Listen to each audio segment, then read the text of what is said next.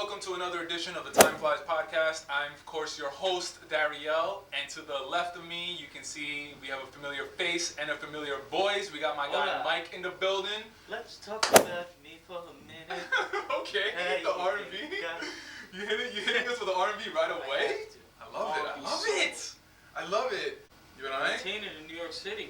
I mean, we literally had a conversation. Yeah, we just had a conversation, but I'm going to do this for the camera. Just staying afloat in New York City. But everything good? You were telling me that work has been a little nutty. Been a little nutty. But when I came down here, I saw the light, the cameras, action, the vibe of the production. Yeah, man. A sense of calm. Yeah. Oh, I appreciate that. Yeah, man. Just we're trying to grow over here at the Time Flies. You know, trying to do big things. And I was telling you right before we press record for this podcast that, like, if I'm going to be doing this, I might as well be putting some sort of intention behind it, you know? Sure. So, you know, and I enjoy doing this, talking to my different friends, of course, talking to you about hip-hop and whatever life comes, whatever life brings. And, yeah, man, if people are going to be watching it on YouTube, then I might as well try and put the best product out. You feel me? Facts. How are the girls? Great. Always got to check on the girls. They're good? Appreciate you, yeah. Healthy? Doing good in school. School's good? Schoolwork? Doing their homework and shit? Yep. They, yeah. Any, participating, all that good shit. Out of the two girls, we got any future Harvard, We got some Fashion Institute. Really? Oh, yeah. Some FIT? Which one? The younger one? My oldest. Yeah? She's already talking about it. She wants to go to FIT. Oh, that's dope, yo. Yeah. That's awesome. So she's into, like, fashion and, like, I like this and shit? Big time. She has fashion sensibilities far beyond her years. And I'm not just saying that as her father. There's random people we encounter that are like, why is this kid paying attention to shading and lighting and fucking accents on clothing? Like, yeah, she's different. Wow, the shading and lighting and all that shit you were saying? She's different. Facts. Nah, that's awesome that she kind of knows what she, like, really likes. Yeah. Because, like, if I ever have kids, like, that's something I'm going to really pay attention to is, like, what my kids are interested in. Yeah. That's a little bit more than just the surface level, because, like, once you're able to see that in your kids, then you gotta throw it at them and see if they can, like, really dive into it. You feel me? Oh yeah. No, man, that's awesome though. That's awesome. That really makes me happy. All right, so you're good. What about the family? Mom, dad, everyone good? Living your best life. Probably walking around the crib in the nude. TMI. But shout out Jade. How's Jade doing? Beautiful. Looking for cribs. Looking for houses. Orange County, Westchester County, all types of. Orange County, Westchester County. Okay, doing big things. Big Jade. Big things that go on for my brother-in-law. Shout out to you, Jade. So now that I got you back on the pod, you know it's only right that we talk about the fucking genre that we both love. Yes. Hip hop, also R&B as well. Yeah. And I'm just gonna get right into it, bro. The first thing I want to pick your brain about, we gotta talk about this fucking guy, Donnie. We gotta talk about this guy, Don Toliver, bro. Yeah. This fucking guy came out, obviously the album came out maybe about a month ago. Love Sick, conceptual album. Yes. Whenever I hear an artist doing a conceptual album, you got me. It has to be a good concept. It has to be a good concept first and foremost. But then if you're able to, like, fucking freak it like he did, and I've always been a fan of Donnie. Yeah, my bad. Let's talk about that for a second. Because concept albums, Kendrick brought it back with Good Kid, Mad City, and I felt like there was a period of time after Good Kid, Mad City that we were so saturated with, like, wannabe concept albums, and it got to the point where when someone said this is a concept album, it was like, oh, jerk me off again. It became like cliche. It was too much, but this is a legit concept album, bro. Like, he created a fucking world. He created characters. Like, a legitimate concept album for the listeners and viewers, just in case you haven't listened to it. The concept is Don Toliver is an owner of a diner. The name of the diner is called Love Sick, hence the name of the album. And everybody, the workers, the customers, everybody that's within that diner, they have problems with love, whether if it's self-love, whether if it's love with their partner or their girlfriend or their wife, but it has to deal with that. And that's the concept. He's such a good songwriter, too, man. Songwriter, melodies, bro. This guy is fucking taking over the world, bro. Yo, you know what's my sleeper cell on that album? The track with Dirk and Glorilla. I don't know why I fucked with that so hard. Which part do you like more, though? I like Glorilla's part. Glorilla, yeah, she starts going, like... Yeah, I fuck with it. Yo, it's the beat. That shit goes. I prefer Glorilla's part rather than Dirk's. Yeah, she goes crazy. Oh yeah, as far absolutely, she starts blacking out. My favorite song right off the rip, dog, Private Landing. Private Landing, and I don't give a fuck. When Bieber comes on that shit, pause. Yeah. Yo, he has moments like Maria, I'm Drunk with Travis Scott on the first Rodeo album. He was like, I don't know, 15 at that time, whatever. But again, Travis knows how to like blend people in within his world, and Bieber fucking freaked it, bro. And just like this song, but Bieber's like, I don't know, he's like 25 now. But like, Don Toliver has that like Travis Scott ear where he knows how to put people in certain positions. As a producer, 100%. I believe Future's on that song too. But yo, when Bieber, he freaks it, bro. His flow, and obviously we know he's a talented guy. Yeah, I mean, if you get over the fact that Bieber, heartthrob, all that shit, like he knows his music. Yeah. And dog, whenever Bieber gets in those elements with like hip hop, R&B artists, that he shows his range, and he actually pulls it off. Like, you got me, bro. Yeah. And that was a perfect example of that. That was my favorite song off the album. So you said Glorilla, low key. That's one of your favorites, right? I would have to see the track list again, though. Oh my god, come on! I'm Mr. Technology over here, bro. Talk to me. I listen to it straight times whenever I really like an album. Honestly, this is so ass backwards. Because I can listen to it so seamlessly, I don't even pay attention to the titles of the songs. I feel so that happened here, where.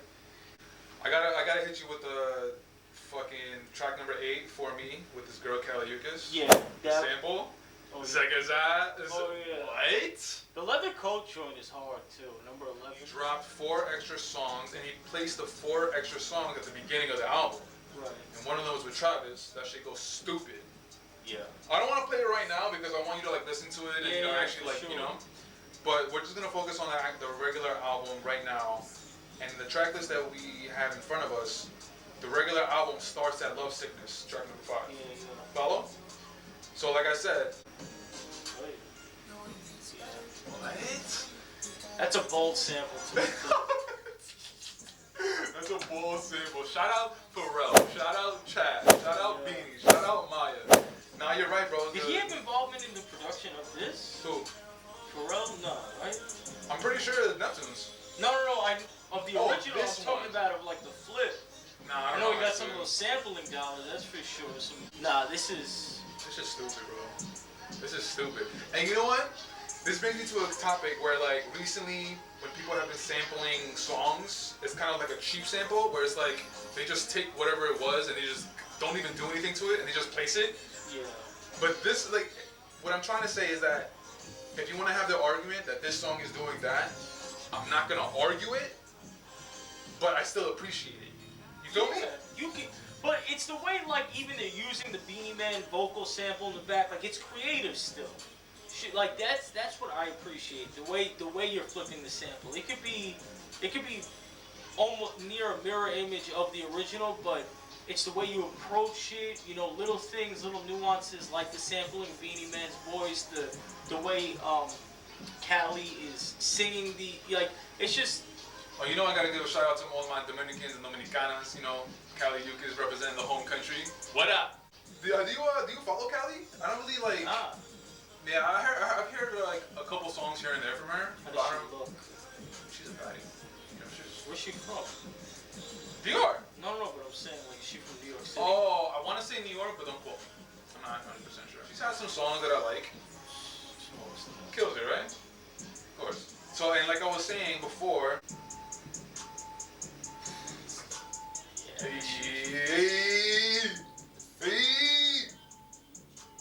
Let's go, Bieber. Let's go, Biebs. Let's go, Biebs. Yeah. You can tell. Bieber's been fucking different types of women since he got famous. So you saying he's cheating on Hailey Bieber? Hailey, his wife? I mean, yeah, probably. Yeah. Let's go! He found a pocket on this shit. I'm telling you, bro, when he does these R&B, hip hop joints. He's a talented dude. God, so he kills it. Did you see the clip of when Don Toliver brought out Bieber for Rolling Loud? I think it was 2 weeks ago. They probably went nuts. It was like a sea of people, obviously. And fucking, he brings out Bieber. This shit went ape shit, bro. And he came out to this point and he was like, keep going. That shit was fire, dog. Love shit like that. Facts. But yeah, man, all in all, our boy Donnie delivered. He delivered. This is his second one, back to back. Back to back. And what I was going to say is that, yo, he's been consistently... Shout out my guy Rainer, because Rainer put me on his, I believe, his very first mixtape. It was called Donnie Womack. Maybe it was like 2016, 17-ish. And... Yeah. Stop! Yeah. But yeah, he's been consistently putting out really good projects, but they're cohesive, and they're all within his world. Like, and obviously he has these songs where he steps out of his world and he tries this and that, but it still fits. Everything fits. You know what the thing is? It's like a bittersweet element of what we have today in music. Like, there's so much microwave era shit. Then when you have someone who just cares about the music and cares about the product, you get shit like this. You get two back-to-back albums where you could tell the artist cares. And we appreciate it even more now because people are popping albums, projects out like it's nothing. And it sounds like it's just like nothing. Like, I'd rather, and I think we kind of touched on this even like when we spoke about Kendrick, I would rather wait for an artist project if I know I'm going to get something. Like, something substantial. If I gotta wait 2 years, I don't need an album every 6 months, especially if it's gonna be some fucking microwave shit. So. Okay, but now let me play devil's advocate. So I briefly heard you mention like if it's like 2 years. But what about you if you're someone like SZA who doesn't put out an album for 5 years, and Kendrick as well? If you're delivering, you're with it. I'm with it because this is the thing too. It's like I would like to hear that from someone who's born maybe 10 years after this. Because we're used to waiting for albums. Yeah. We still, even though we've gone, a good amount of time now in this era, but a lot of our childhood, our favorite artists weren't putting albums out fucking every 6 months. It was rare when DMX did it in '98, when he put two albums out in 1 year, and they were both monsters.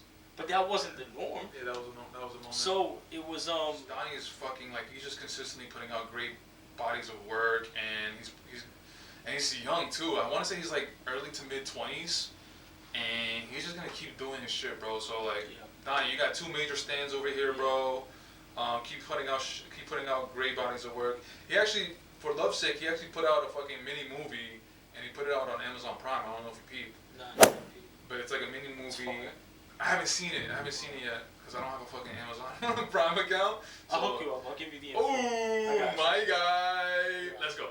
But yeah, for like each track is like a scene in a movie, and he puts it all together, and it's a mini movie. So that's what I'm saying. The creativity, bro. Come on, man. You can't fuck with Donnie. All right. So that was one of the many highlights that's been going on in hip hop / R&B lately. What I also want to talk about, our fucking boy, Hit Boy. Hit Boy just dropped an album, I believe it was last week, Surf or Drown, coming off the heels of fucking King's Disease 3, obviously. Yeah. But, I mean, me and you knew that he could rap, and like when he initially popped off around the Paris time, he was putting out stuff rapping. Yeah, and so I remember there was like the interview with Jay-Z track that he had. What made me look at Hit Boy and like, oh, okay, you rap. On the Falarin mixtape with Wale. The first one, Falarin 1? Yeah. I mean, both of them are immaculate in my opinion. Falarin 1 is really one of my... I got messed up though, because Falarin 1 is a mixtape and Falarin 2 is his album. Yeah, my bad. And Falarin 1 is still one of my favorite mixtapes of all time. But he was on there on a track called The Right One. Okay. And he was rapping. Okay. And after that point, I was like, let me watch this guy. Right. And...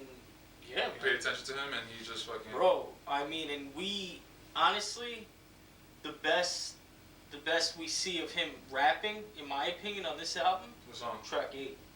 When he's not even because of not even because of the gimmicky shit, like with going at other producers, because I don't give a fuck about that. But the way he's talking, and he's like, he's. And you could tell this is really some shit that he probably had a dream about and just was like, yo, I gotta write a song about this. And the fact it's him and Uncle Al. These are like two of my favorite producers. No, bro. You gotta do it. Come on. It's Uncle who? Alchemist. Yo, bro.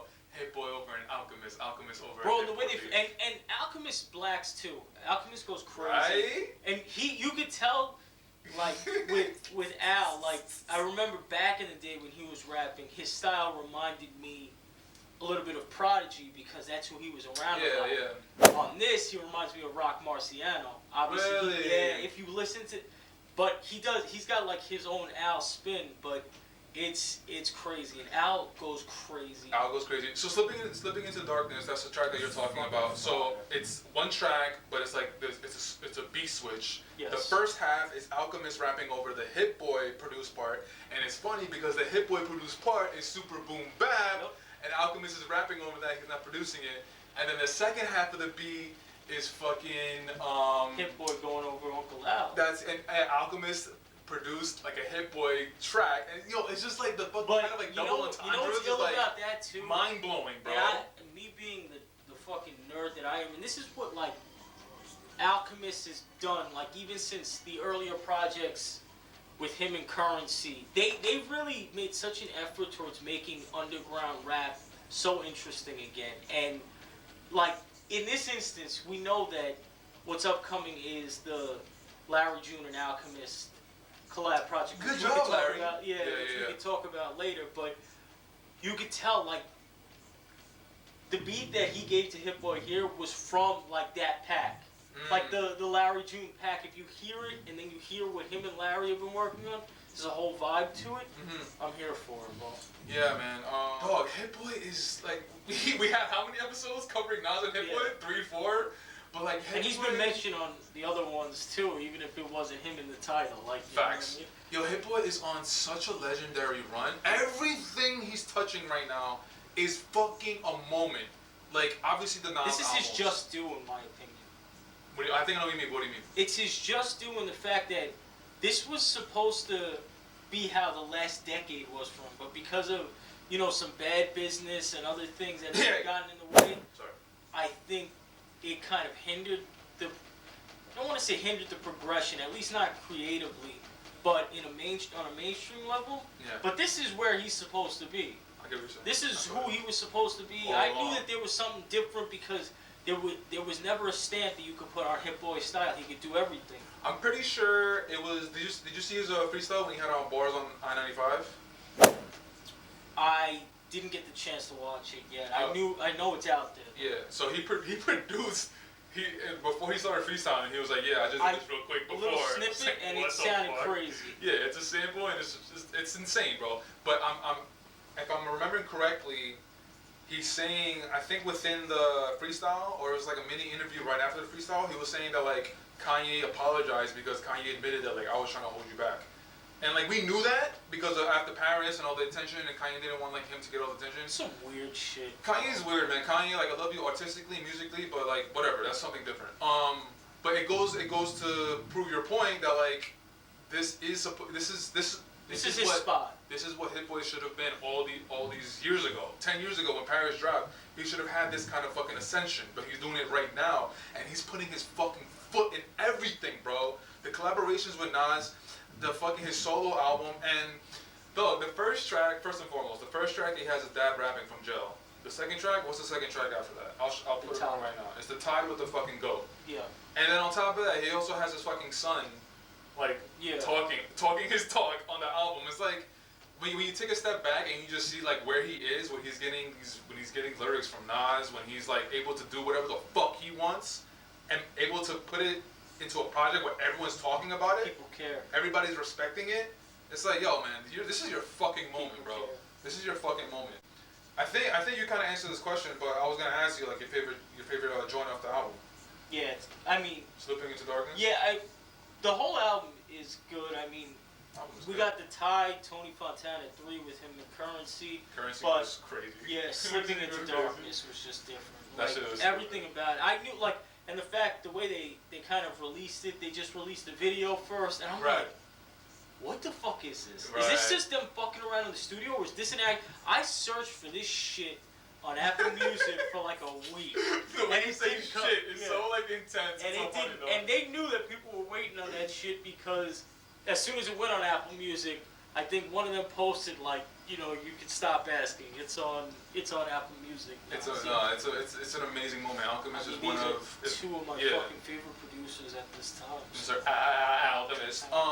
As far as my favorite joint of the album, like, I think Slipping Into Darkness is kind of like the consensus. But if we're taking that away, I've been listening to the album a lot, especially the last couple of days, knowing that we're gonna do this. Tony Fontana with Currency is up there. The fucking last track, Make the Rules. Yeah. That shit is stupid, bro. That beat, obviously what he's saying, like it's kind of crazy, dog. Got a little James Fauntleroy. Yo, James Fauntleroy his voice is an angel, bro. Yeah, angelic. He has a joint with fucking Snow Allegra. I forgot the name of the song. Yeah, I know what you're talking about. I don't know the name, but I know. It's on the Temporary Highs and the Violet Skies. I think that's the name of the album. But when he comes on the track, he's like, if I was underwater, I would breathe you. I'm like, yo, it's angelic, bro. And then when he comes on this shit, it's the same thing. It's angelic, and he just like fucking hypnotizes you. And like, but what's interesting though is like, I'm pretty sure he has like a solo project. And I remember hearing it, and it didn't have the same effect on me. Same. Yeah, but like when he has these little features. These little like feature moments. Some people kills it, dog. Some people they work best in the capacity behind the scenes or as features. That's just how it goes. And we're thinking about the same person on 3, 1, 2. No. I don't know who you're thinking of. I was thinking Ty Dolla. Ty Dolla's another one of those guys where I don't know. I'm still surprised that he never delivered the way that I thought he would. I mean, that first album he had with like Horses in the Steel, like. Free TC? Yeah, that was a good project. Yeah, it was a good project, but are we still talking about it? Nah. We're barely even talking about Ty Dolla anymore. And that's the thing is, I feel like he's a talented enough dude that shouldn't have happened. I don't really know what happened. I don't know. I mean, he's still around. Yeah, I mean, you still see him, but that dude, I thought he was gonna be out of here. I know, me too. I really did. I mean, he's hella respected within the music world. Yeah. But again, there's just always that knock. And shout out my guy Neil. When we had a podcast, like Ty Dolla is one of his favorite artists, and I brought the same thing up to him, and he agreed with me, and he can't pinpoint it either. He doesn't know why he can't put a really good solid body of work. But when he's on these features, he's fucking like he's the star on the feature. Yeah. But anyway, going back to Hit Boy, this is one of the ones, Make the Rules. He also has a song with fucking Avelino, which is a fucking like a grime rapper. Never heard of him before this. Likewise. But the beat, and I don't mind him rapping on this. I was waiting for this because you saw I guess, the pieces of it like on King's Disease 3, and then even on the Tide, he does that thing where he cuts the beat and he does the drill drums at the end, like. So I knew that he was gonna do something like this on this album, but it's hard. The more and more I listen to this album, the more and more, because he's from LA, he's from the Inland Empire.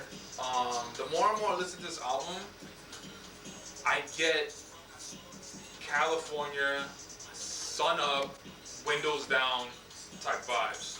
Yeah. And it makes sense because he's fucking, like I just said, he's from LA.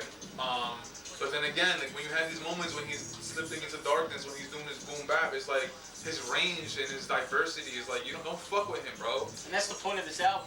Facts. And now let's talk about the fucking, what the fuck is Hitmaker fucking out of nowhere, bro?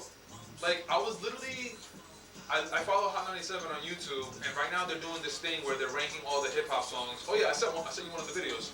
They're ranking all the hip hop songs, and then they have kind of like a theme for each top 10, whatever. One day it'll be, okay, we're just talking Jay-Z songs. One day we're talking strictly 96 to 2001. One day we're talking strictly posse cuts. Like shit like that, right? And then I saw that they put up a video of just Hitmaker and Jim Jones because they just put out a collab project. Which kind of came and went, but whatever. And then all of a sudden in the middle of the interview, Hitmaker's like, Ebro was talking to him about like, yo, all these other producers are like, you guys are killing it, you guys are really putting your stamp in the game. Hitmaker out of nowhere goes, Yeah, but me and Hit Boy are different. My shit's on the radio. And I'm just like, what the fuck? Like, where is this smoke coming from? I'm saying that all to say is like, first of all, I have no idea where that came from, but like, I don't know why Hitmaker's trying to have smoke with Hit Boy when Hit Boy's having 4 collab albums with the GOAT of fucking Nas. That's probably been behind the scenes for a long time, for some time, more than likely. And I think, honestly though, the reason why, even though I feel like Hitmaker's approach to it was like, what are you doing, man? This is messy. I think. Oh, you think he was trying to get looks? Not even get looks, but he was like, he took it to offense that he was mentioned with Hit Boy. Like, to me though, I like the competitive spirit. I'm always gonna be a fan of the competition. I think at the base of all of it, that's what it comes down to. Hitmaker's like, nah, he's not doing what I'm doing. And Hit Boy's like, I can do whatever the fuck I want to do. Like that's. And while he's sleeping, and he'll still put out better music. Don't get it fucked up. Hitmaker is a talented producer in his own right, but it's not a question right now. This is how I narrow it down. Can Hit Boy do what Hitmaker does, and vice versa? Hit Boy can do what Hitmaker does. Hitmaker cannot do what Hit Boy's doing. My point exactly. Yeah. In my mind, debate settles. 100%. But I'm here for the competition because with that competition, you get great music. True. Hopefully we do get better music from Hitmaker. Just keep it fucking, don't be gossipy, don't be fucking... Shout out Dane Dads, don't be chatty patty. Yeah, don't get involved in the mess of it. Just go to the studio and use it as fuel. I like that. But I like that, but I'm just like, what do you, I don't like how he just came out of nowhere with it. I hate it. It's just like, because what you're saying right now is making me take a step back and being like, it kind of feels that he's doing it for the looks right now. Because you know Hit Boy's on fucking fire. But Hitmaker's been doing it. Hitmaker doesn't necessarily need the looks either. Hitmaker's been doing it for a minute. But can you name me 2 Hitmaker songs right now that are going crazy? Nah. But that doesn't mean he can't make one tomorrow that'll have the sun, especially with the summer approaching. That's Hitmaker's season. He takes pieces of like that bad boy Puff Daddy element of like he flips the sample that and he makes it into something. That's what he's really good for. So he could put out some. Once again, in my opinion, this type of shit's always gonna speak to me more because that's the type of listener I am. But Hitmaker has his own skill set where they're both like at the top of what they do at this point. Yeah. Hit Boy is just Hit Boy, he's making stuff that's adding to his legacy. Hitmaker is like the stuff that he's making right now is just like it's very mainstream, it's very commercial. And are we gonna value that when he retires? If he ever does?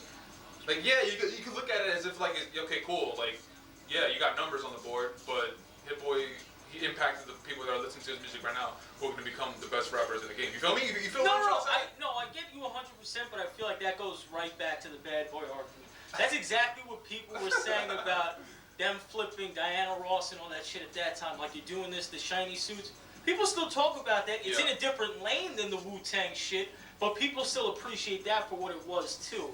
So I think... So you're saying in the moment when Bad Boy was on the ascension, they were kind of knocking Bad Boy. Every single rapper was going at Bad Boy that wasn't, like, of that ilk. But everyone had something to say about the shiny suit shit, the flipping of the pop samples. But it's interesting because now people look at Bad Boy and now they're one of, if not the most influential.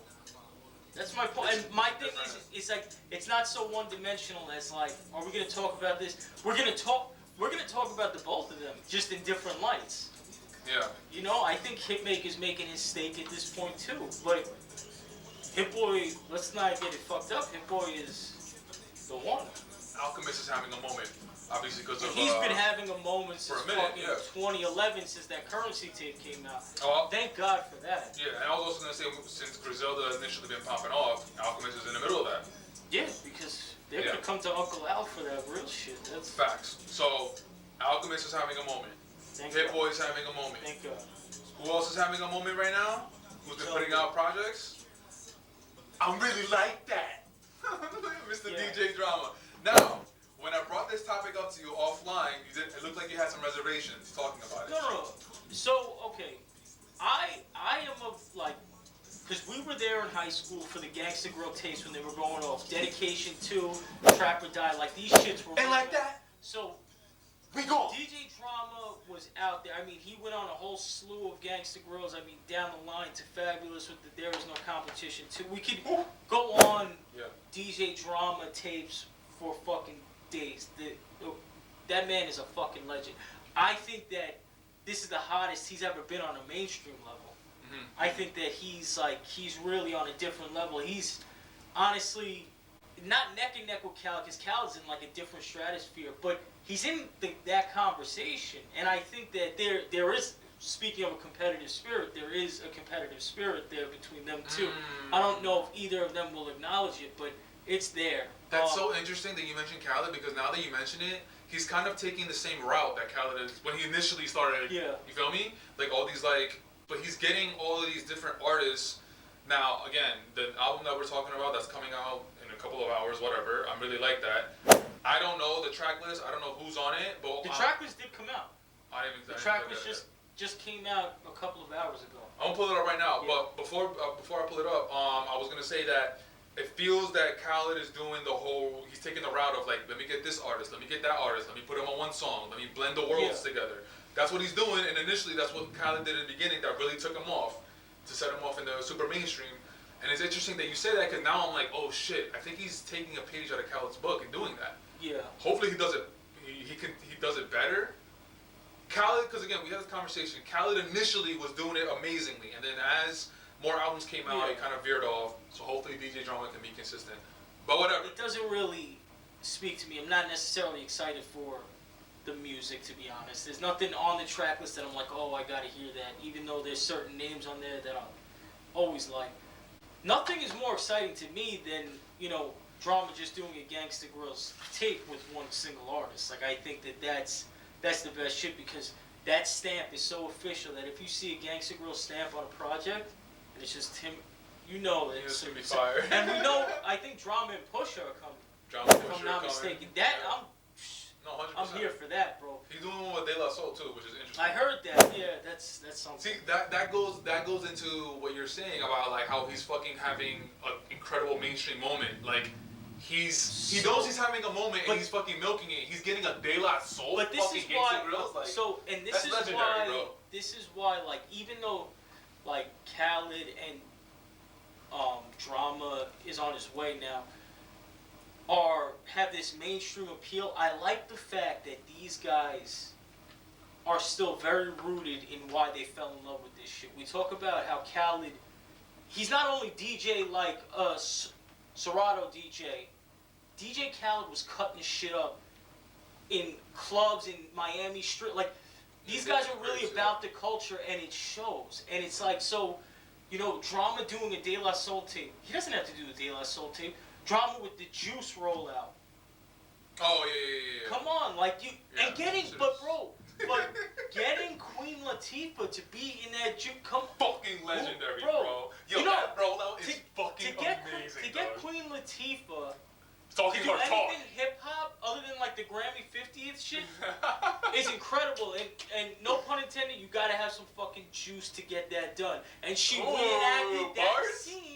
Bars. She reenacted that scene, which Juice, in my opinion, just one of my favorite movies ever. I love it to this day. I'm right there with you. And, bro, and we all know, I've heard him in interviews, preceding this whole time, where he said that movie inspired him to be a DJ when you see Omar Epps and fucking doing his thing. So to have all them, and then you got the whole crew, like, you do it justice. To do some shit like that, you either do it, no half-stepping. You do it all or you do it none. Facts. And he did that shit. So his rollout is fucking legendary. So for the listeners and viewers, if you guys are not aware, DJ Drama is coming out with an album in a couple of hours. We're recording this on Thursday night. The album's called I'm Really Like That. But for the rollout, for the promotion for the album, what he's doing is he's taking these different scenes from the movie Juice, which starred Omar Epps and Tupac back in the 90s. He's taking these different scenes from Juice and he's literally recreating it, but he's promoting his own album. So like I think he did 4 scenes, and the first one was the audition with Queen Latifah. Yep. Yeah, like my guy Mike said, he got Queen Latifah to reprise her role that she did in the movie back in the 90s. Queen Latifah talking her talk, and DJ Drama is playing the character of Omar F, which is cute. The second one was in the record store where he has fucking Steel, he has Raheem, he has DJ Drama. And it's not dudes who look like them when they were young. It's the actual fucking people from all the way back. And again, DJ Drama is playing Q's character, and that's another one he recreated. That was pretty dope. Legendary. The third one that he had is the argument in the apartment scene. It's obviously it's corny, but there's something about it, like you said, that he's paying homage to the culture. He's paying homage to these things that like had an impact not on just himself, on everybody that's in love with this hip hop culture. And there's something about it that's so fucking genuine and so like heartwarming. I fucking love it, bro. It's the fact that he paid attention to the detail of it. I fucking love it. And then within, like in the scene of the apartment when Q and Bishop, Tupac's character, they get into it, he's incorporating his album title. He's like, you gotta be able to throw down and stand up if you really like that. Yo, it's so corny, but it's so good. Yeah. And then so DJ Drama and Omar Epps, they're having an argument. And then for the final scene that he put out, which was earlier today, was in the high school when Tupac has his god. First of all, that scene alone, Tupac fucking kills it, bro. Yeah. Every time I watch that movie and that scene, I'm just like, yo, this guy, it's a shame what happened, but he had so much potential, bro. But again, DJ Drama is playing the character of Bishop, Tupac's character, and he's just incorporating again his album, and he's like, and it's basically the same way it opens when Omar Epps closes his locker, and then you see Tupac's face, you see DJ Drama's face, and DJ Drama's like, yo, where you been at? I haven't seen you in the studio for a while. Yeah. And then Omar Epps is like, yo, don't worry, man. I'm not making records with nobody else. Yeah. And he's like, I know. Because you're not really like that. Yo, it's so fucking funny, man. But yeah, no, I wanted to highlight that because that rollout is just like, it's just something that has to be talked about because, again, it's just like when you... Did it justice. Yeah, man. When you put your heart into something and you pay attention to the details, you're gonna reap the benefits from it. Oh, yeah. Okay, so we were able to pull up the fucking track list for this album. Let's take a look at it. Of course, you gotta start off with the man that helped him. Yeah, the guy who helped him pop off within the last recent years. We got Legendary featuring Tyler, the Creator. Just for you, right off the bat, which one stand out to you? You're gonna have legendary moments on this. Ooh, look at track 14, the last track. Who's it featuring? Yeah, Sci-Hi and Lil Russell. That's something. That's going to be special because Lil Russell's a talented dude. We already know what Sci-Hi does. I think, like, there's going to be moments on here. I think the first track is going to be something. Hence, legendary. I think Simba's going to have a moment. Where's Simba? I'm not Simba's on track 8, No Weakness. This is just purely intuitive. Track number 6, 350. Ross and Westside Gun. That's interesting. I don't know who Lul is. Do you know who Lul is? No, I thought that was a typo for Luke from Dreamville. Dreamville, right? That's the case. Rick Ross and Westside Gun. That's interesting. Yeah. Wait, 350? That song came out a minute ago. No, you're thinking of maybe 327. There it is, yeah. Oh shit, you're right. Yeah, Look 2020. 2020. Come on, Drama. You got us excited for nothing. Bullshit, bro. That is crazy. What are you doing, God, man? You're really like that. You're putting out shit from 3 years ago, bro. Come on. Drama, you're not really like that, bro. Not playing. Alright, scratch that. Blast is having a moment. Ray's different, track 3. Jeezy and Israel also. That lineup looks kind of crazy. Blast, when he has that Sundays at brunch, that was a beautiful song. And Blast just came out with his own little EP where he's pretty much like hip hop. It's more hip hop than R&B. I don't know if you heard it. He's talented, dude. Yeah. I haven't really dove into. It's funny because when I was in LA, like he was kind of bubbling at the time. Yeah. And I was like, I didn't really pay him any mind. And then now look at him. Now look at us. It's just like, oh fuck. Yeah, he's been in that circuit for a while, but the shit, like, music is so oversaturated that I, at times, am not motivated to look into new artists. And I think, I forget what it was that turned me and made me say, oh, I gotta check this dude out. I think it was... You talking about Blast? Nah, with Larry, but... Oh, with Larry, yeah. Blast, I've heard him on other stuff. I know he's talented. I haven't really delved into his stuff. Track 9, Mockingbird Valley with his boy. I feel like that's gonna be something. I don't know why. I feel like that's gonna be something. I don't think I ever talked to you about Jack Harlow. Just what are your initial? I appreciate him. You appreciate him. I think he occupies like the cool white guy spot well. Like he does it justice. Like he has a comedic element. You could tell he cares about the rap shit. He does his own thing. I think at some point the Drake inspiration influence is very heavy, and I don't think that's developed all the way out of his artistry yet. But he's talented. I think his second album was a little subpar, but it had some shit on it. I check for Jack Harlow. I fuck with him. Okay. Yeah, Jack Harlow, like, I'm kind of, actually, I'm a little less higher on him than you. I'm just like, it's like, if he's a song that catches my ear and I like it, like, yeah, I'll listen to it, but it's not, I'm not always looking for him. Like, whenever he drops a song or whenever he does something, I'm not looking for it. But whatever. So you're basically saying he's a better version of Asher Roth. I don't even put them two in the same thing. Asher Roth he can rap, man. It's a shame what happened to him, bro. Asher Roth can rap, and I just don't. It's a shame what happened to him. But that's the thing is, like, I think that Asher Roth was very heavy on the rapping side, less on like the cool kind of side. I think Jack Harlow balances that well. Like he's still a cool guy. He's a marketable guy, and he's not rapping his ass off, but in moments he can rap, other than when he got owned by Drake on his own shit, but that's tough. Listen, you have one of those submarine... Well, you have one of those submarine samples, you have a literal Drake-type beat, and you have Drake on it. Like, what do you think he's gonna do? Yeah, respect for trying. Drake went fucking stupid on it. Yeah. Real quick though, Asher Roth, like I keep saying, it's a shame what happened to him, and it's funny, like, after, like, mainstream dwindled down, like he kept putting out projects independently, and like obviously people didn't listen to it because he was nowhere to be found. But like he could rap, man, and he's so talented. But there were a lot of dudes from that class that kind of just dwindled away. Yeah, 2010ish. So after Jack Harlow, we got Forever with the Butcher coming. Capella Gray, Loso, and Jim Jones. See, the thing is, I can already like hear that song in my head. Facts, right? I know it's gonna like, and I like. All the artists on it, I mean, I'm not so familiar with Capella Gray. I've heard some good stuff from him, but like I know that this is gonna be some street shit. Drama's gonna be all over it. They're gonna have Capella Gray singing like the street anthem hook type shit, and then it's gonna flat belly. Like it's not really gonna go anywhere. It's just gonna be that track.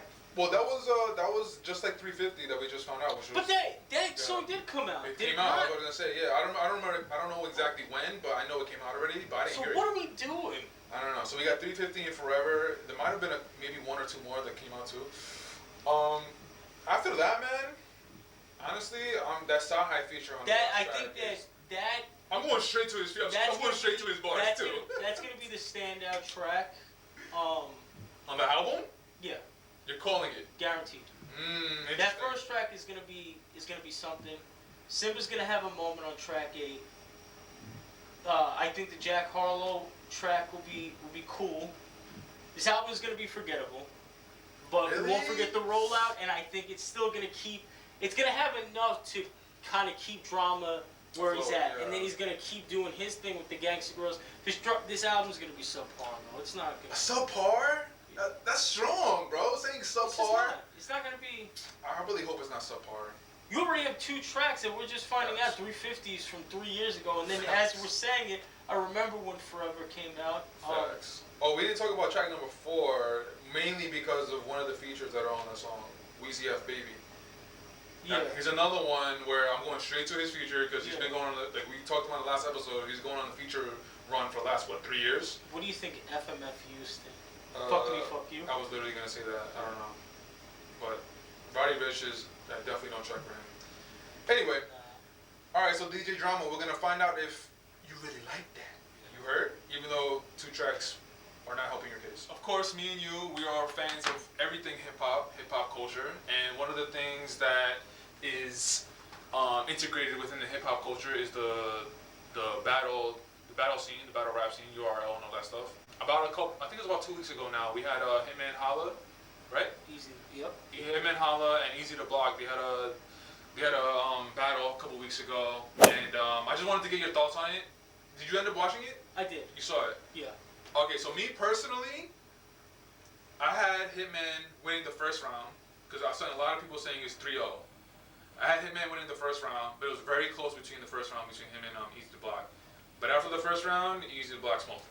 I'm trying really hard not to go on a battle rap rant right now. Okay. I'm someone, I was always into this shit.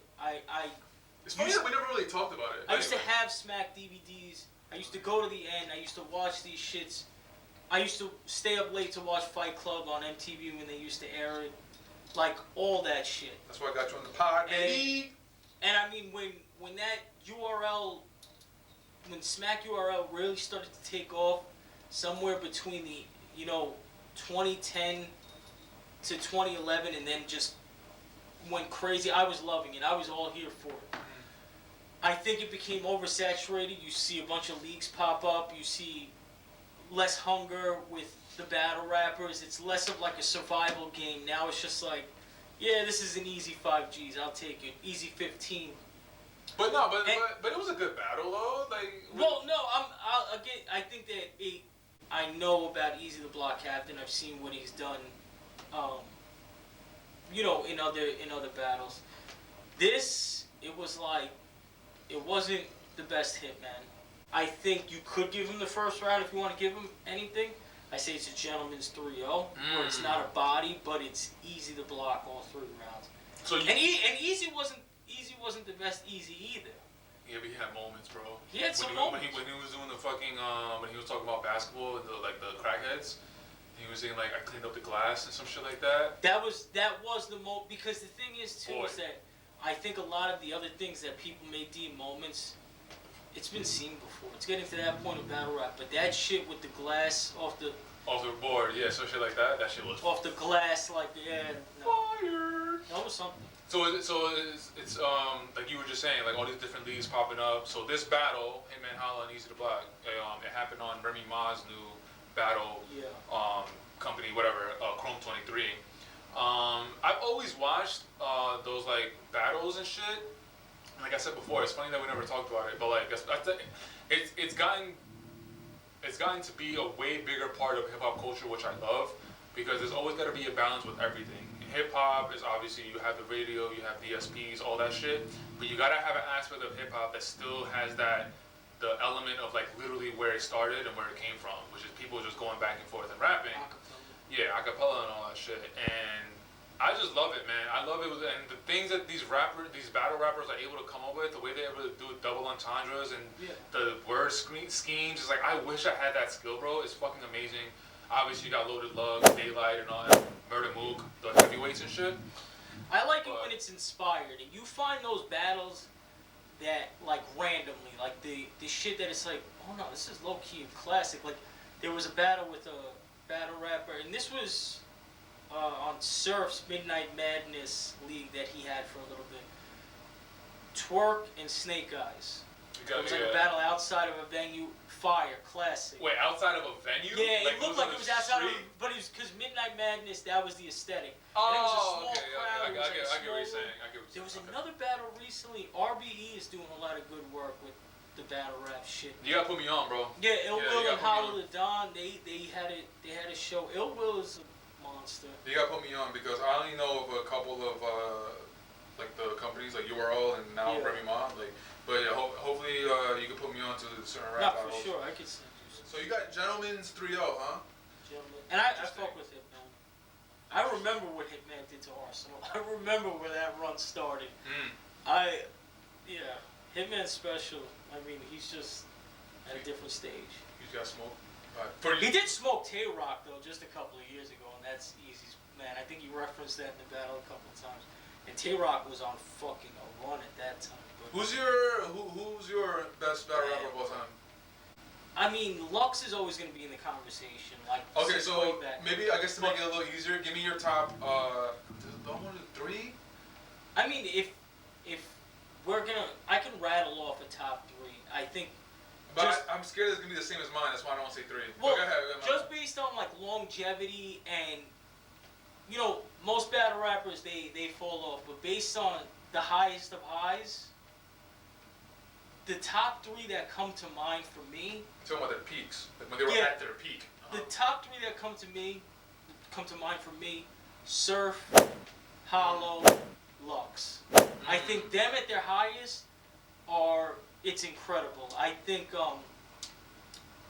and those are all the guys that, I mean, amongst others, but I remember the first time seeing Surf at the Night of Main Events in 2011. I think it was the first night of Main Events. Him versus X Factor. His first round, I was like, oh, this dude is different, bro. And that stayed consistent. Hollow has been on a decline for some time. He did well against Ill Will very recently. Matt Hoffa kind of gave him the business. But Hollow, at his high, another guy, there's nothing you could do with a prepared and motivated Hollow, and Lux is fucking Lux. Lux is like, I mean, and everyone knows him now from like the Calico battle, which I was in the building for. Wait, hold on. Is the Calico battle the one where the fucking Yes, the suit. The suit. You were there for that? I was there for that. What the fuck? You know what's funny about that? How did that happen? Okay, so Summer Madness 2. This is right in the that's summer 2012, I think. So battle rap is really that was the event that took battle rap somewhere else. That was where, because Mook finally came back. Lux, it was the night where all these guys were returning. Ness was coming back. Iron Solomon. The Iron Solomon Mook battle was fucking terrible. It was 5 rounds. It was awful. But there were moments. They had a surprise battle that no one knew about, and it was Hitman Holla and John the Don. That was like John his coming out show, and that shit went off. But yeah, I was in the building for that Lux shit. How did you get in the building? What did you buy? I woke up one morning. I knew Summer Madness 2. I didn't tell anyone. And I just took the R train into the city. Went down there. I think that was at Webster Hall. You went solo? I went dolo. I'm done. Paid I think at the door it was like $100 for the tickets, and went in, bro. And I was just chilling. Oh, that's so fucking awesome, I dog. was there for the whole event, and I mean there was some, like I said, that first battle with Holla and John was something, but that Lux, you knew. That's when, like you said, because he choked in the first round. That was the preacher kind of shit, right? And he choked in the first round, and Calico was on a run at that time, but then. What was one of his lines? Like, isn't it evil to live backwards? Yeah, he's the one who started that one, and then everyone started using that shit. That whole round was just different. But I kind of feel like, I mean, I don't think, me personally, I'm definitely not the battle rap expertise, whatever, but I kind of feel like since that battle, and correct me if I'm wrong, but since that battle, I kind of feel like he hasn't. Lux and Hollow, probably the best battle I've ever watched. I think that. When did that battle happen? Not long after, in 2014. So you're saying that was better than the... Oh, hell yeah. Because it was a competitive battle. Hollow and Lux. It's Hollow and Lux, 2 gladiators of the sport at their absolute best. And they are fucking going crazy. I gotta watch that one again. That, and I think Hitman and Verb and Lux and Hollow are my 2 favorite battles ever. I think Lux and Hollow take it only because I think that there's an element of staging to Holla and Verb. I think that they kind of knew where they were going to angle it, how they were going to do it. I think it was a conspiracy. They conspired together to develop a beef, develop a tension. It was all marketing, and then they came with their shit. It's incredible. It's entertaining nonetheless, but I do think that there was an element where it was like, I don't know about that. What about when Murder Mook went up against Loaded Lux? The first time? In the barbershop? Or no, the barbershop was the DVD. Oh, not from the Smack DVD shit. Or barbershop. That's way back. That's when the most recent one, terrible. Which was a while ago, but it was the most. Yeah, that was at that Shady event. Okay.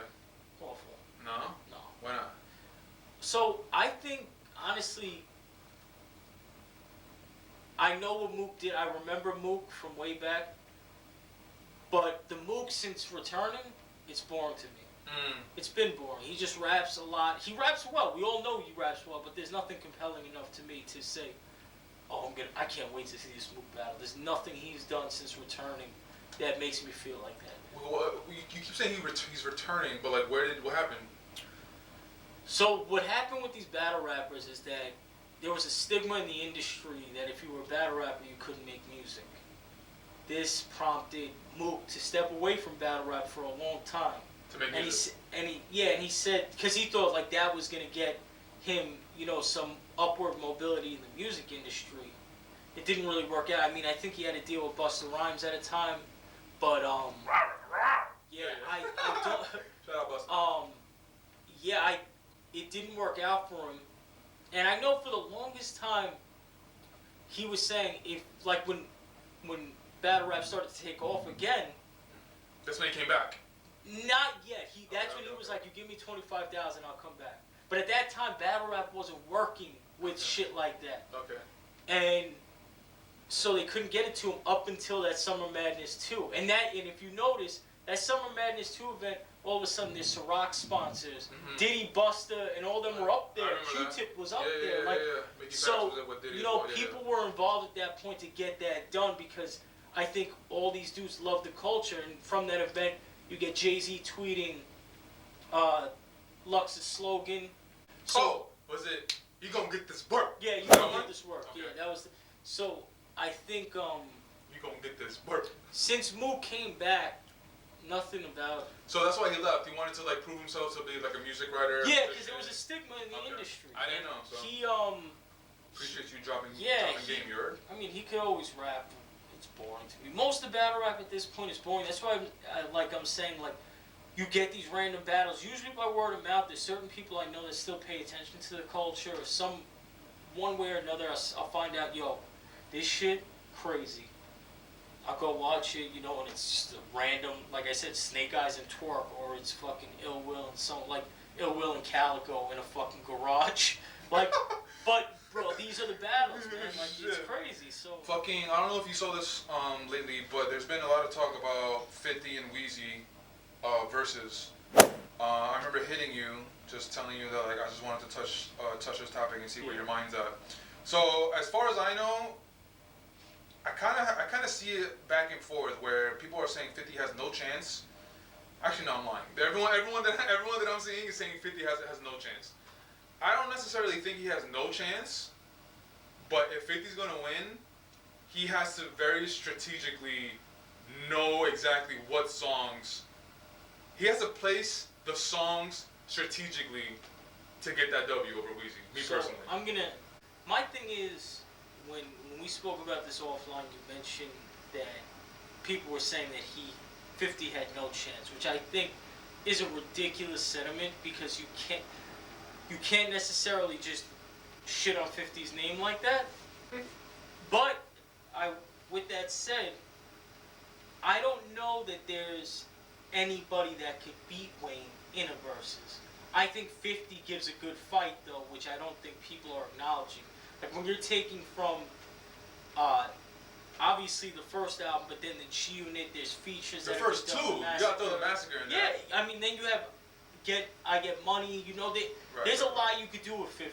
But Wayne, it's like non-stop. Because where do you even fucking start and where do you end? If that ever happens and 50 takes it, which that's never gonna happen, but I feel like 50 has to do something where it's like, alright, yeah, I'll definitely take this battle, but we're doing albums. I feel like 50 came like no dedications, no ceilings, like no mixtapes. We're doing strictly albums. 50 could do the mixtape shit too. You want to do mixtape shit? How many mixtapes does 50 have though? I mean, we're talking Problem Child. And if they take like 50 in the G Unit mixtapes, there's a good at least 4 classics in there. I mean, but can you give me a ballpark of just in general mixtapes 50 in G Unit? Well, there's 3 before Get Rich or Die Trying. Right. And does he have more than that? There's probably some others sprinkled in there, but it's. Oh, I didn't know it was that many. Okay. Yeah. So I think, like I said, I don't think anyone is beating Wayne in a versus. Anybody. And this is not like, and we're like you're not talking to Lil Wayne's #1 fan at all. Me neither. I respect Wayne. I think there are some people that could beat him though. From what end? Because the thing is like, it always gets to this nuanced conversation with verses where it's like, what angle are we talking from? Because there were people who said that, you know, the Lox couldn't be Dipset because of their radio success, and then the Lox said, smoked them. Okay, we're gonna take it to the streets then, and you're not gonna do shit about it. Same thing with Fab and Kiss, and that Fab and Kiss versus was whack, man. I like Kiss's portion of it. That's for sure. I wish Fab. If Fab would have matched Kiss's energy, Kiss still would have won. But if Fab would have went with the street Fab shit, it would have been a better matchup. You would understand why they were both there in the first place. For some reason, I think Fab should have went up against Ludacris, bro. That would have been something. Because Jada and Fab, they're not the same era. His solo albums never did his artist justice, but still there was not a whack verse from Jadakiss from the years of 1996 to 2004. His songs might not have been all that, but that man had a fucking run. Protect Jada at all costs? Oh, always. No, but going back to 50, Wayne, I get it what you're saying. Now, if we're trying to pick someone to fight Wayne, it depends on what aspect we're looking at. But I do think don't ask me because I don't want to answer it. But I feel like there were people talking about like Jay and Wayne. Yeah, but that's a bad matchup. Exactly, that's a bad matchup. But Jay could beat him. If you go song for song, I'm gonna say Jay won, but I'm talking about on a main level. Wayne just it's non-stop. Like it's fucking. I think Wayne versus Drake in a versus if they want to put the bag up. Bro, if you want to get, because I'm surprised that we're even talking about verses at this point. Honestly, shout out Swizz and Timbaland. I don't give a fuck. Bring that shit back and get us some free tickets. But they sold that shit. They sold it. They knew that shit was as far as they I still know have right a now, piece of it, but they sold the shit off to whatever that fucking Tinder, whatever the fuck that shit is. Tinder, I'm dead. Wait, no, but I remember because they stopped doing verses because the company that they were accompanied with, they were like gypping them. They weren't giving them a certain amount of money. But they sold it. Yeah, eventually there was some business done. I think they sold it. But versus was a thing that rose in the pandemic. I don't care. We need that. We still need it. I don't give a fuck that the world is still back. The only thing is, like, if they really want to bring that back, they need to do it with a bang. And to me, honestly, Wayne and Drake. Well, that would in my mind, as far as the matchup, that would be it. There's never gonna be a better versus, in my opinion, than the Lox and Dipset anyway. Even though the Lox smoked Dipset, the Lox's performance in that was like. How can anyone do this platform any better? They had an answer for everything. The Dipset was calling out Sheep Loot. You ain't got no records. They put on the Reservoir Dog verse for you. Like, come on. It'll never. That's peak verses. It'll never be better than that. It'll never be better than that. It could. There could be moments. I don't want to say there could be moments better than that, but there definitely could be moments that'll rival that. And going to what you're saying right now, if they're ever gonna bring, like you were saying, if they're ever gonna bring verses back, and you're saying that like Wayne and Drake could be the banger, I think there's another banger, and I don't know how you're gonna feel about this, but Jay and Nas, Jay and fucking Nas, I don't give a fuck, bro. We kind of got it, obviously, with the battle in the '90s, Ether and Takeover, all that shit. But like, first of all, they're kind of cool now. Right? And you get this little Nas throwing that little verse in the fucking King's Disease 3. They're an even matchup. They're an even matchup? Yeah. They are. It would make for a good fight. It's never gonna happen. No, I don't think so. But how fucking, I think that'll definitely, if they can make that happen, that would be, it could become the best moment of verses. I think on paper it would look the best. It would be like there's just something that was magic about the Lox verses that I don't think could be recreated. I think like just everything about it worked out so perfectly. I don't think the stars can align that perfectly again for a versus performance. That's just how I feel. I feel you. Jay-Z and Nas would be the matchup of all matchups on that platform, in my opinion. But the magic that the Locks just fucking conjured up that night, it'll never. Yeah, Wayne and Drake, I do like that one though. Yeah, the 50 Wayne, I don't like that matchup at all. It's not. Yeah, that's the other thing too. It's not a good matchup. It's not. Staying within the 50 Wheezy versus World. Okay, 50 got Get Rich or Die Trying. We're talking albums. Let's talk albums. 50 obviously got Get Rich or Die Trying. I think Massacre is one of his best albums as well. People for some reason they don't really talk about Massacre anymore, but in the moment it was talked about. But whatever. I got Get Rich or Die Trying, the Massacre. See, but after those two albums, then we're kind of looking at pick a song from here, pick a song from there. The Beg for Mercy compilation with Unit, I think you could definitely use most of that album. I was literally thinking that song. Stunt one, yeah. So now we're talking Wayne albums. What albums come up in your head when you just albums? I mean, I think the best Wayne album is the Carter 2, but then you got a bevy of shit on the Carter 3. You got the Carter 1. You have big timer shit you could draw from. The Hot Boys. I didn't even think about that shit. That's the thing. It's like you have the Hot Boys shit, the big timer shit. That's like the beginning. Then you have the beginning of the Ascension, which is the Carter series. Well, the first two Carters. By Carter 3, he's that guy. You have the mixtape Wayne somewhere in between. There's a lot of angles Wayne could go from. You got Rebirth. You got I Am Not. You got Rebirth. I don't got that shit. You got I Am Not a Human Being. The Rock album. But you can still. But you even get to this portion. We've spoke about this where Wayne just on guest verses now. I know. He still has a way of keeping his name in a conversation. It might not be for projects. But there's a Wayne verse that shakes shit. The more I think about it, the more I'm like, Wayne just gonna smoke 50, bro. Because Wayne has so he could. There's just not the thing is there's not a lot of people who can stand in front of that with the longevity that Wayne has, and that's what I mean. It's like there's guys who can fucking hit hard, but not. You know what about Ye? The matchup, I don't necessarily like the matchup, but I'm talking about strictly from if we're looking at just features, if we're looking at album cuts. I mean, obviously, Ye doesn't have any mixtapes, but album cuts, features, those two specifically, Ye can hold up. Yeah, Ye can hold up. Literally, if there's like a verses where like, all right, we're just doing features. Wayne, on features alone. And don't get fucked up. Like crazy, 50 would beat a lot of people in the verses, but Wayne is like a cheat code in the verses. Do you still think 50 has a chance if he like strategically? I don't think. But the thing is, I don't think he has a chance of winning. I think that there's a chance for it to be a good fight or a good show. Right. But no, like I said, I don't think that there's anyone who could really beat Wayne in the verses. Okay, talking about 50, who would you match up with 50? I have someone in mind, but I want to see where your brain goes. Who would you match up with 50 that'll be a good matchup? Preferably within the same era.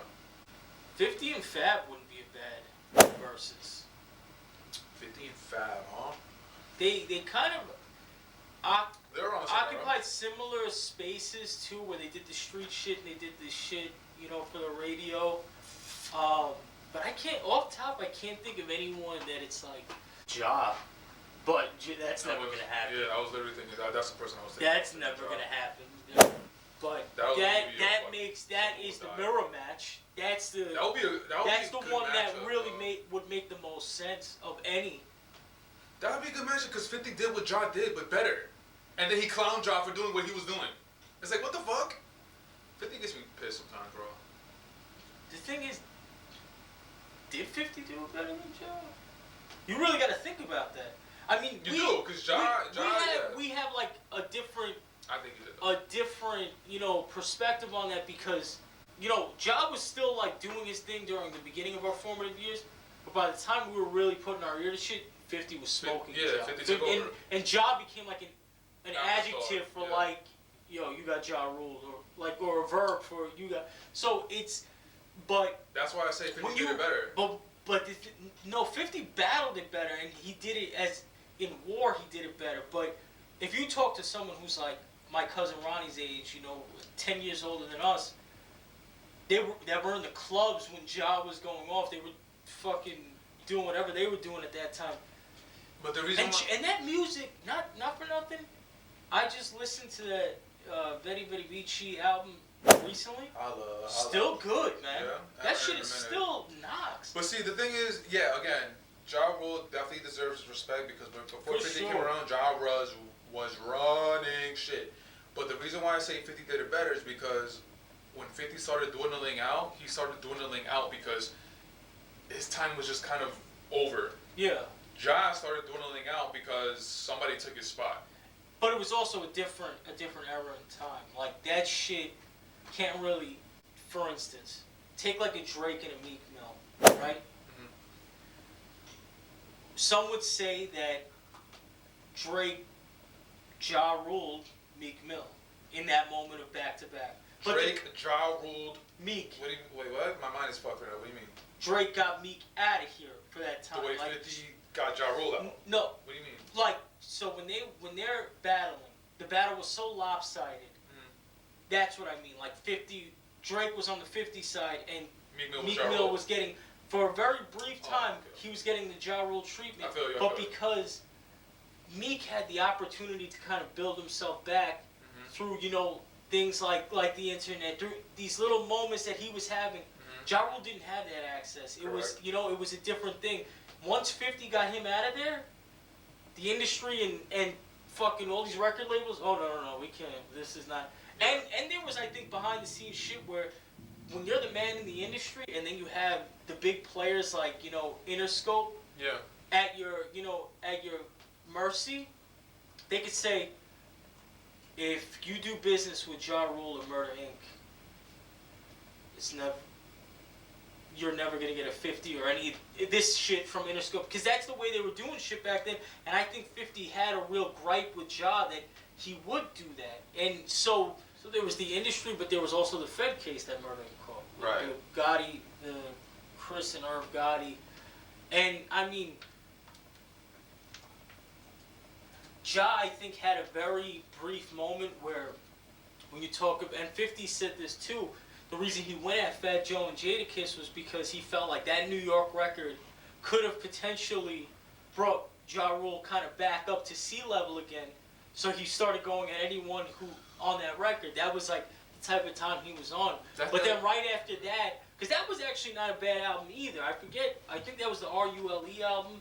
It wasn't, but right after that Fed case happens and there's no shot. They don't have the resources. Everything is froze by the Feds. So between that and the stigma on Murder Inc. and Ja Rule because of 50. What do you say to 50 fucking up New York hip hop? Because it's literally like when an Ebro Hot 97 thing. Yeah, it is, but he has a point, man. Because he doesn't. Because literally what you just said, 50 was at the time. He was so hot at the time that he was like, yo, if anybody's coming at me, I'm gonna come at your neck. And if anybody's associating themselves with Ja Rule, like a Fat Joe with the New York, with who was the other person you just said?